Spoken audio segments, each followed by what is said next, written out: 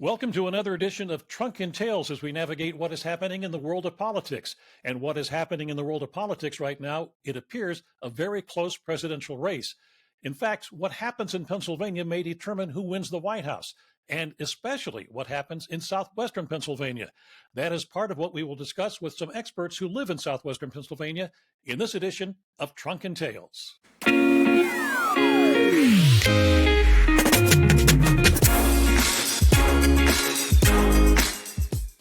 With me to talk about this is my panel of political analysts and experts, and they are the former Republican governor of Pennsylvania, Tom Corbett. Mr. Corbett also served as the state attorney general and also as the U.S. attorney for the Western District of Pennsylvania. Tom Corbett teaches law right now at Duquesne University. Also with us is Jim Byrne. Jim is the chairman emeritus of the state Democratic Party in Pennsylvania. He also served in county and city governments, and while never abandoning politics, Jim right now practices law in the city of Pittsburgh. Keith Schmidt was the state director for former Republican Senator Rick Santorum. Keith also consulted on Santorum's 2012 presidential campaign. Keith has his own consulting firm. And rounding out our table today, Joe Mystic. Joe's background includes consulting Democrats across the state and serving in city government. Joe teaches law at Duquesne University, and you can read his thoughts on life and politics every weekend in the Tribune Review. Gentlemen, thanks so much for being with us. First time we've had a full house here for a while. I hope your summers have been good. Yes, indeed.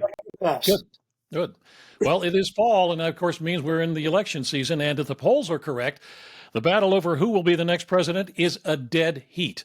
We will take a closer look at the polls in a few minutes, but perhaps the dead heat is best reflected by what is happening in Pennsylvania. Both candidates are spending a lot of time in Pennsylvania, especially in Western Pennsylvania. The vice president has seemingly focused on Pittsburgh and in Philadelphia, and the former president is spending a lot of time in the rest of Western Pennsylvania. So, Governor, you have run for statewide election in 4 times, elected 3 of those times. So you might be able to analyze what the strategy is of these 2 candidates right now. Well, there's a geographical strategy where the vice president is focusing on the major Democratic areas, trying to get her vote out in Allegheny County and in the Philadelphia region in southeastern Pennsylvania. Former President former President Trump is in the more rural areas where his numbers are stronger. I think the last time he was here was Indiana County. He's going up to Butler County next week, if I recall correctly. So he's obviously trying to get those numbers out there. And I think that's a traditional Democratic and Republican address to the state of Pennsylvania when we were 40 days out from the election. You're going to see them here more because Pennsylvania, Michigan, Wisconsin are the 3 major battleground states. But I believe the numbers are very close in all 3. Yeah, well, I guess the question I'm having is the strategy that they're using in that, and this goes back, I think, and any one of you can answer the question, basically goes back to the fact that she's trying to shore up her votes in the urban areas, and he's got to rely on the non-urban areas. Am I correct? That's right. Those are where their bases are. He's not coming into Pittsburgh. He's not going into Philadelphia at this point in time. She hasn't been out in the rural parts. It's getting too late to try and get those areas. You got to get your people, your votes out. A lot of times you worry about your vote not coming out. When it's this close, it's down to, a point or 2 or 3 points. He or she who gets the turnout out there is probably going to be the one who wins the state. I see Jim's agreeing with me. I do. I am agreeing with you. The micro-targeting is telling both camps where their votes are, where the undecideds are, and it will walk them through where they need to be in all 67 counties. And that's why you see them where you see them. There are surprisingly still a lot of undecideds, and they'll work on those as well. I would posit that the undecideds, they've decided after 8 years that they don't want Donald Trump. They're undecided insofar as they're not sure that they know enough about Kamala Harris or they're comfortable enough with her yet to commit to her. I would submit that undecided is a pass on Donald Trump, and they may pass on the presidential unless Ms. Harris can connect with them. And the micro-targeting is talking to them about that as well. What is it about Ms. Harris that the undecideds haven't made a commitment to her yet? What issues on her platform are part of her plank can they connect with? And then the coordinated campaign will go on that. They'll go to those undecideds, talk about those connections, see if they can make it, maintain it, and get that person to the polls. And it's going to be who works harder, like the governor said, in the next 4.5 weeks in that regard. It's interesting. We are, this area of the country, not only Pennsylvania, but Southwestern Pennsylvania is the laser focus of the presidential contest right now. I mean, we all know that recent polls, and I'm sure the former president and the current vice president have taken in the fact that most polls indicate if you win Pennsylvania, you have a 94% chance of winning the electoral college. Well, that's a pretty good indicator. And I know it's Pennsylvania, but folks, we live here in Southwestern Pennsylvania. When you think about it, the T doesn't need that much of attention. We know where that's going. The Southeast, we know where that's going. The battleground is right here. Literally, the Democrat and Republican counties that make up Southwestern Pennsylvania. I've been told from a respectable source within the RNC that you always hear, there's 67 counties in Pennsylvania. So you can imagine how many counties there are in America. Well, they have the top 40 that they look at. There's 40 counties they look at. 11 of them are in Southwestern Pennsylvania. I mean, so it's just amazing that this is where they think this race will be won and lost, is right here where we live and breathe. And that's why I feel bad. I'm on maybe a little bit on a tangent here, but the people running for state rep or state senator or even Congress, you got to feel bad for these people. These people are raising serious money, especially the people running for Congress, raising million plus. They're not being seen. I mean, there's so much content by the United States Senate candidates and the presidential candidates. I don't know how you get a message out. I mean, it's literally, they're buried. I'm just telling you, they're spending a lot of money, but they're not getting a return on their dollars. Yeah, and to that, Joe, I'm going to have you speak here, but to that point, Keith, you're absolutely right. If you believe that there are nothing but campaign ads on television, you're not wrong, and you're far from seeing the last of them. According to Ad Impact, as of last week, the campaigns plan to spend nearly $746 million in commercials in just the 7 swing states by Election Day. And of that $746 million, 37% will be spent in Pennsylvania. And of that, $274 million, or 72%, or $196 million is going to be spent by the Harris campaign. That is a lot of money, gentlemen, just as Keith was talking about. Buys a lot of pumpkins. Well, all three of my pals here are right on the money.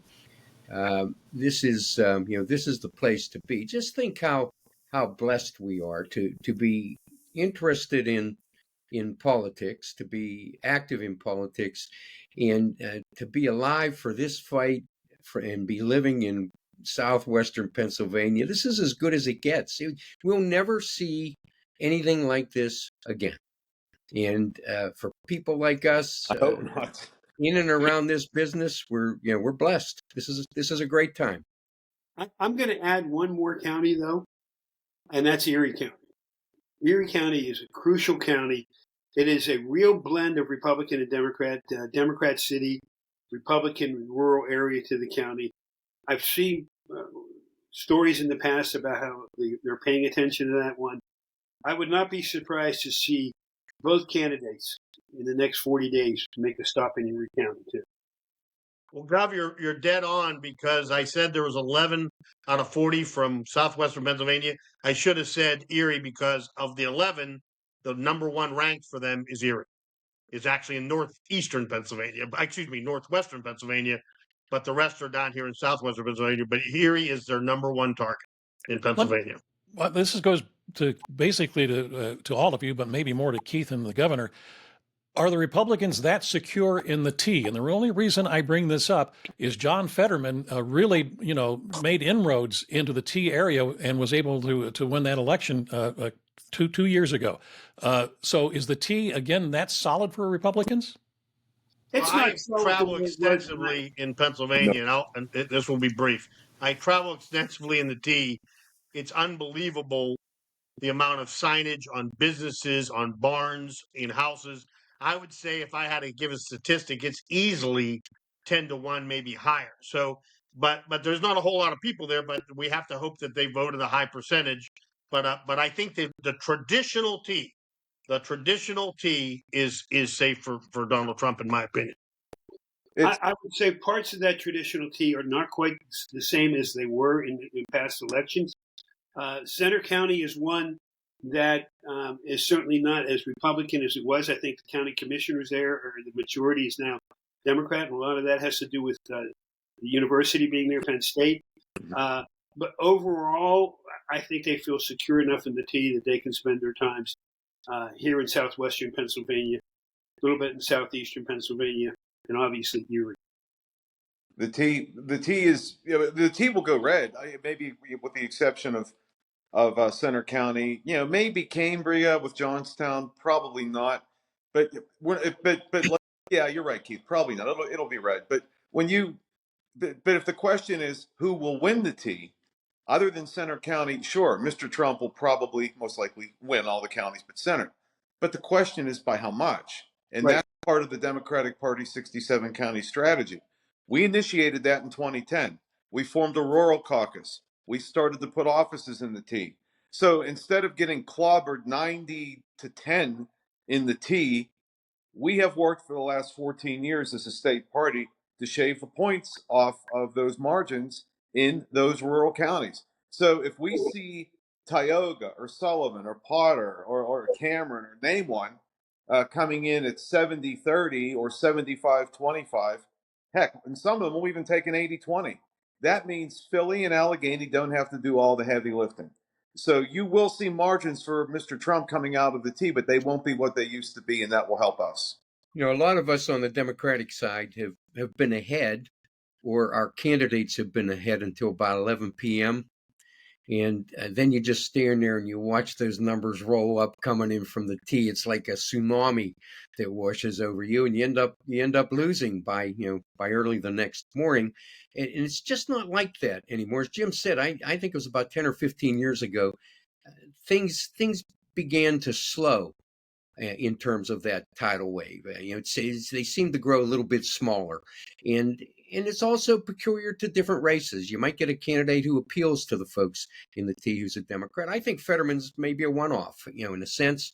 But once people vote for a guy like Fetterman, they might vote for somebody who's different the next time. It's not an I accident. disagree with my Fetterman's Democratic in the colleague. middle of the state right now. Yeah. I don't necessarily disagree with either of my Democratic colleagues. The T might be wearing away a little bit. We're definitely going to win it. Maybe the numbers won't be as dramatic, but let me suggest to you, in that same time period that occurred, although we certainly have lost our way in the collar counties of Philadelphia, during the same time, every indication is we're gaining on those border counties in Allegheny County, in Yeah, substantial numbers. we swapped In the those Washington, smaller the counties. Fayette, We did, the Keith, yeah. Beavers, the Butlers, the Westmoreland. Yeah. I mean, that's where we're gaining numbers. And quite frankly, if we don't really deliver those counties, it's over. Those are the numbers we have to have kind of a lopsided win to create a path for the former president. Pittsburgh and Philadelphia have swapped their collar counties in a sense. Yes. But the only thing we have going for us is there's more density in the East. Right. In those collar counties 100%. this year. So advantage D's, I think, in that one. But Right. it has been a dramatic switch. Well, Yeah. and 40% of the electorate of Pennsylvania is in those collar counties and Philadelphia, 43. going up to Lehigh. I would note, though, that the Democrats were able to get Bucks County as a Democratic county 2 years ago. Registration edge has now gone back to the Republicans again. The Republicans are working much harder. I think if you look at Delaware County and Chester County was a huge Republican county, both Democrat counties, and I don't see those coming back. The same with Montgomery County. But you're right, there's more votes over there than what we're gaining with the counties that are surrounding Allegheny County. Governor, when you ran, especially for governor, and when those election returns started coming in, did you have percentages that you needed to have come in out of Philadelphia that were lower than traditionally coming in, or higher in the T? How did that work for you? Well, the campaign managers put all that together. I was the front person. The campaign managers put all that together. But let me take you back to my first election 2004, when AP called the vote at 11 o'clock at night, election night, for my opponent to win the Attorney General's race. His name was Jim Eisenhower. And we were all in the ballroom at the William Penn, and our people were going. I said, don't go anywhere yet. This isn't over, because we knew the tea hadn't come in. And frankly, I was in our room, and my staff came in, and they said, well, there's ways that you can win this, but we don't know what they are. And I sat there and I just said, be calm, because we still haven't seen what was coming in from the tea and the numbers. We told the AP, don't do it. We went to bed at 2 o'clock. We got up in the morning, and I was up 100,000 votes. I remember that one. Now, some people could have said it was rigged, but my Of course, opponent the didn't say flip that. side is there were Democrats who were being prematurely congratulated, and perhaps even went to bed thinking they'd won, only to wake up. Whether and it's find true out or that not, they the lost. greatest story that got circulated after that, Gov, was that the campaign manager had to call Eisenhower at like 2 a.m, and the person who answered the phone must have been worked there or something, and he said the general is asleep. And he says, well, I think you might want to wake Mr. Eisenhower up, because he might lose that title on this phone call. But he said, yes, the general has retired for the evening. And I'm thinking, oh, boy. When it comes to vote counts, so initially they had me up about 104, 105,000 votes. 2 months later, the Secretary of State's office found, coming out of Wayne County, 10,000 votes that hadn't been counted that I got. So I went up to over 110,000 votes, and I won that. All right, well, let's back up. Let me back up here. How can there be 10,000 votes that haven't been seen or lost somewhere? I mean, I don't know the answer. Elections are human Never endeavors. questioned it. Never Wayne's a questioned it. Republican county, by the way. Let's not talk about that. Wayne's a Republican county. Elections are human Thank you for endeavors. pointing You that think out. you're That's just the helping us, way it is. Stacey? You're Human not beings helping make us. mistakes. I'm going up to Wayne County in 5 minutes. all right, Joe, what were you trying to say? Yeah, elections are human endeavors. We're not guaranteed a perfect election. We're just guaranteed the best election we can muster in any given year. And so, they're run by human beings. There are mistakes that are made, things that are stumbled over and found out later, and eventually we get it right. That doesn't mean it's been fixed. That's the right. problem. That's All right. right, so what you're telling me is this has no resemblance at all to the election in 1960 when Richard Daley held the vote count out in the presidential election and made sure that John F. Kennedy won. I was a young man in 1960. Or but I 2020 did come when up Donald in Trump told George politics to during get that time, 11,000 votes. and I can tell you that things are a lot different now than they were in 1960. Yeah. What did you say, Jim, about Georgia? Or reminiscent of 2020 when Donald Trump asked the secretary down there to find them 11,700 votes or something like that. It was not. I didn't get 100,000 votes. I didn't need those 10,000 votes. Yeah, you already won it by that much. And one Jim, last shout out for Richard Nixon, who said whose advisors told him he could win, and he didn't challenge, because he said, if we win, America loses, because they'll never trust the system again. So all the people that want to throw rocks at Richard Nixon in 1960, he did the honorable thing and stood down. And he did the honorable thing after Watergate, too. You know what he did? He got on a plane, he waved goodbye. Yeah. He followed the rule of law. Mm-hmm. Right. I want to move on to a different topic here just for a second, and that is that in a commentary, Paul Donovan of UBS, which is a huge bank and brokerage firm, said that policy interests the markets, but few voters. Emotion tends to be more important in elections. You're all veteran politicians. Do you agree with that? That it's not necessarily what candidates put out as a policy, as more as to maybe the ads and how you just feel about somebody, an emotional connection? Absolutely. We had policies, and it was good when I went to the editorial boards. It went to business community. My policy was limited government, free enterprise. Get what the third point was, and I believed in that. But when it came down to voting, who do they like? That's what the vast majority of the people. Who do I like? What commercial gets through? We watched the debate. That wasn't a debate. That was a battle of commercials. They were just replicating their commercials that they've had out there. That's what's amazing is that the undecideds are still so many undecideds after everything that's been out there, because it is it is going on an emotional basis, trying to hook the electorate that way. Not the best way to do it. Not saying that you're getting the best qualified people, but it really is much more.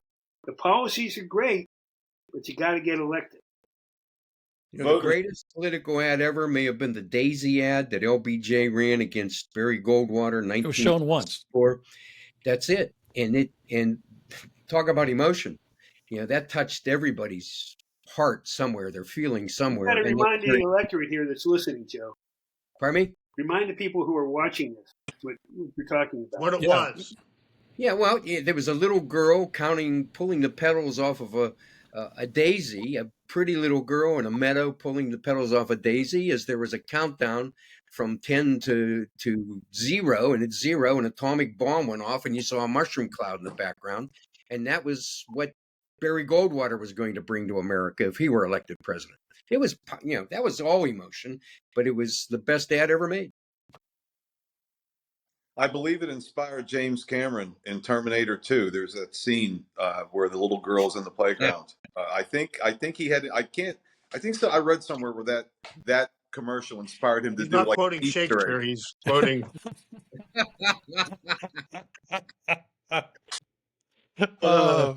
That was funny, Jim. I'm sorry. That was a good line he used. I'll get him. Don't worry. I'll get him. Not today, but I'll get him.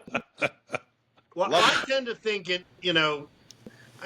it is a gut check. And that's why I keep on telling people that October, the October surprise, I think in our lifetime, or at least in my lifetime, I'm a lot younger than you folks.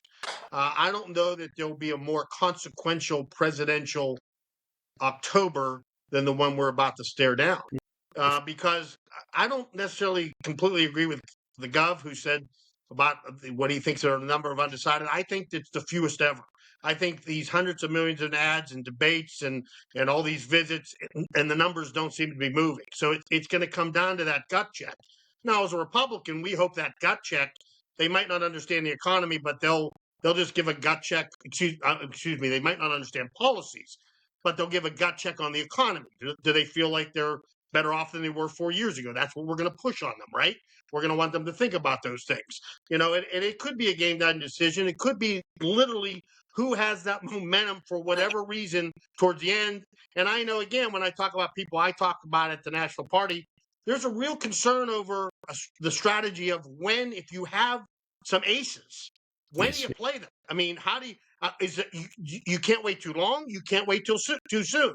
And I also think the one advantage, and I know my Democratic counterparts will probably disagree, and I respect them both, that we might have in these little under 6 weeks is the fact that there's nothing new, in my opinion, that you're going to learn about Donald Trump that hasn't been viewed a million times in the last 8.5 years.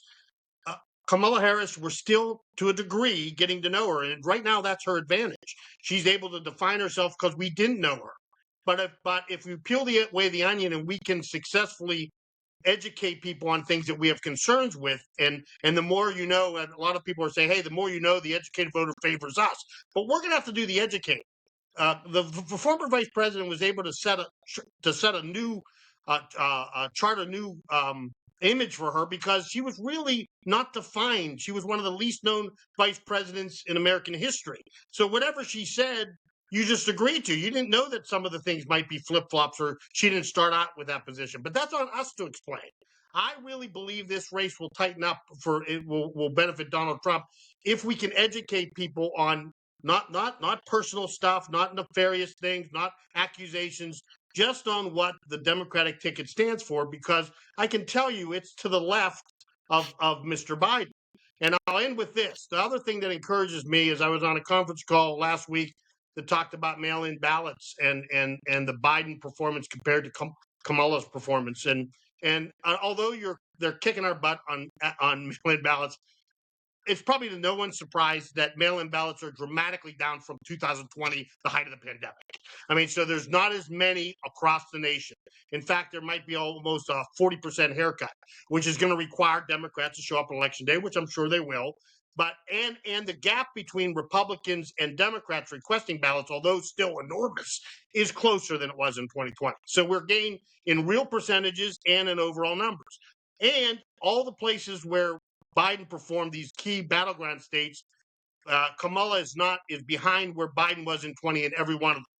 Not some fairly dramatically. So there are some trends there, some tea leaves that suggest that this could be a photo finish. So hold on to your hats. I think you're going to see a lot from both campaigns in October, and there'll be a few surprises. I'm looking forward to the October surprises. I think this is going to be a great October. I think that one of the problems Republicans have or that I'm not even going to call them Republicans. I know Keith is pulling for a Republican victory, but a lot of my Republican friends aren't necessarily wild about a Trump victory. I mean, there is a split there.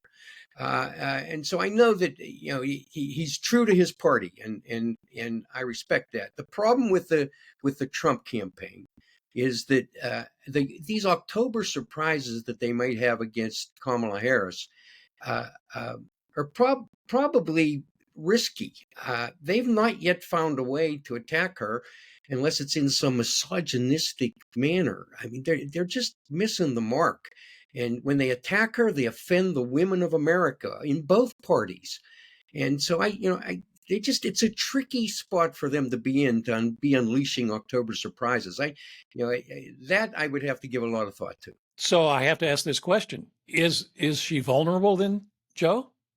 Is she and vulnerable? If so, where? Yeah, if so, where? Well, if the Republicans are attacking her on the wrong basis, according to you, where is she vulnerable? Well, I don't know. Why would we tell him? They have to give a lot of thought. All I'm saying is you got to give a lot of thought as to how you do this, because you can lose ground if it's a miscalculation. Yeah. Okay. I suspect that there's nothing major in her background that the Republican Party already doesn't know. And I don't think that they would be holding it this long. They would have come out with it sooner. But maybe there is something there in the background. And a lot of times that's what happens. But you go back to the Dukakis race. I think his October surprise was when he got into a tank and put that helmet on his head.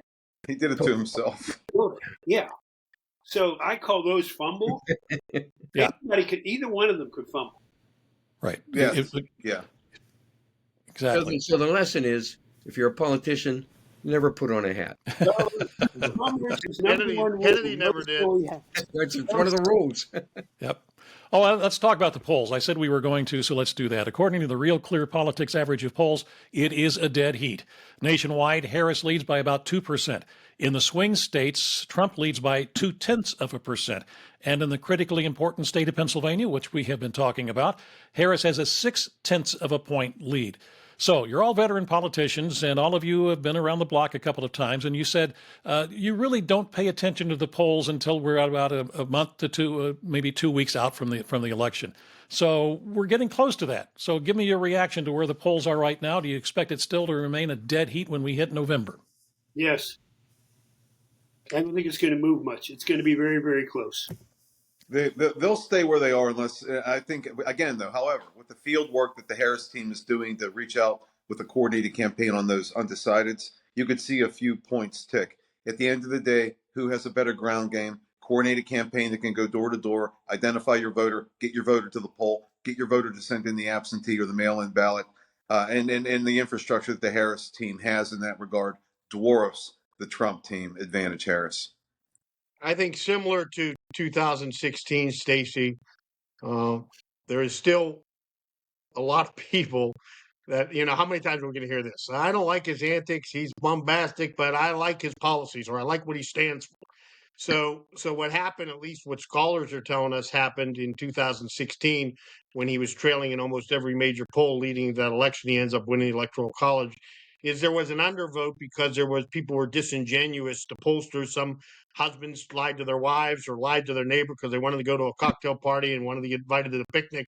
So I believe after 8 years of this, there's a lot of that going on. Listen, I want a Ronald Reagan-like candidate. I don't have it, but elections are about choices, and I'm going to support the former president. But it does make a lot of people uncomfortable. So there could be a sense of, if it's close, I would say it favors the former president, because I'm not sure that there isn't a lot of disingenuous people when it comes to polling. If there's any disingenuous answers being given, it's in diametric opposition to what it was in 2016. That could People are be. fed up with Trump. They'll say they're going to vote for him. They're going to go the other way. You know, I recall that Hillary was way ahead the night before the 2016 race.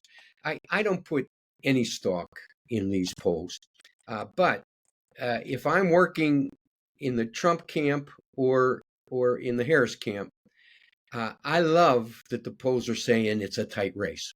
Right. Because I want our people to be afraid and Motivated, to be energetic, and to get out there and vote. And you can still raise money. Yes, you can still raise money. Yes. She's raised a heck of a lot more than the former president has at this point. Of course, she a lot of that she didn't raise herself. It was transferred from the Biden campaign to the Harris campaign. So is it still green? Is I'm sorry. It's green. Or what? Is it Bitcoin? Does it spend in America? Yeah. And I like that, Gov. It's she a did Bitcoin, 27 yes. million in one night after the debate. So she's been doing pretty good on her own. I'll just put that out there.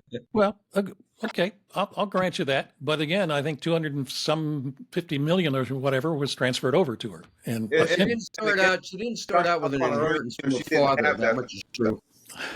well, I don't think the inheritance, Joe, was anywhere close to what this is talking about. One final question for you. We're about out of time, and that is, we've talked about the undecided voters. These polls don't indicate it, but maybe if you dig down deep, which I have not done, is there any belief that when you have an undecided voter, whether they are in an urban area, which might favor the Democrats, or in a non-urban area that might favor the Republicans in Pennsylvania? I'll make this observation real quick. It can be all over. Yeah. And when some people are saying they're undecided, I think they're telling their people they're undecided because they don't want to tell them who they're voting Right. Right. And that could go both ways. Absolutely. It could. It could. Like I said earlier, though, I think a lot of the folks, if they're genuinely saying, or if they're saying that, they've decided they don't want anything to do with Donald Trump after 8 to 9 years of insanity, and they may just be saying they're undecided, but they've decided they don't want him, and they don't know enough about Miss Harris yet to be for her, and Well, that's a fertile ground for the Democrats to go in there and look for votes. But I would also I think Jim, there that could be votes moved from one to a candidate to another, possibly with what's going to be outlined by both campaigns next month. But I firmly believe there's no undecided voters. I mean, after this type of race, you've decided you might somehow be moved by something you're going to see in the next month. I don't know, but I don't know what rock you're under if you haven't made a decision in this race. this is what I believe is the undecided, and they're not saying this. They're undecided as to whether they're going to even vote in that for Right. president. Get out the vote, I've get out the had vote, get so out the many vote, get out the vote. I've had what's so many people say these are the only two people we can vote for, and then say I'm not going to vote. And when I say you got to vote, if you don't want to vote for president, but there's so many races down the ballot, you got to vote for. We have to wrap this up. Corbett right in, I think, Governor. No. Governor, we have to wrap this up, but this is the final question. It goes to you. You just stated that some people are telling you that they don't like either. Basically, they don't like either candidate. Has that changed since Biden left the race, and they still don't like Harris? They don't like either candidate. Okay. All right. Good. Gentlemen, thank you so much for being with us today on Trunk and Tales. I thought it was a great session, good learning session for our viewers and listeners to the podcast about Southwestern Pennsylvania and its role in this upcoming presidential election. Thanks again for joining us. We'll see you the next time on Trunk and Tales.